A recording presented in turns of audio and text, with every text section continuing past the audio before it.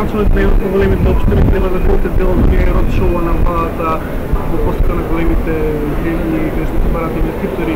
Дали не мислите дека политичките разлики треба да се остават на страна и вие како градоначалници да бидете дел од тие родшоуа? Значи јас во последните барем 2 години апелирам за надпревар помеѓу општините кој ќе предизвика поголем интерес на домашни и странски инвеститори.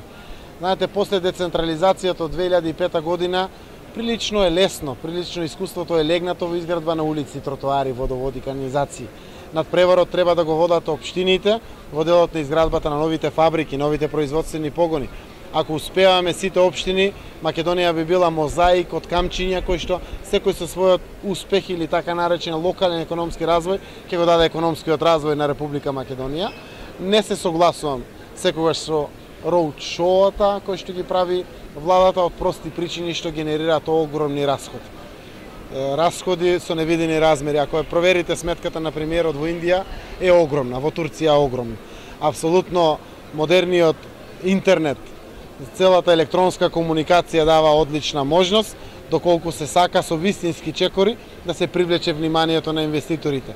Каде би ни бил крајот ако ги имаме меѓународните стандарди потврдени со членство во НАТО или преговори со Европската унија кои што се охрабрување не за странските инвеститори, за домашните инвеститори, тогаш Македонија сигурно повеќе ќе чекори. Она што ја прави според мене Струмица и поинак во другите општини, најверојатно релаксираниот момент кај странските инвеститори близината со Грција и Бугарија, две членки на Европската унија, она што значи нивен евентуален неспокој кој што го имаат во Македонија. Но би биле сигурно сите поспокојни доколку имаме правосуден систем кој што функционира, доколку имаме стабилни закони кои што не се менуваат секоја недела или секој месец. Тоа би било многу силна гаранција и за странските и за домашните инвеститори.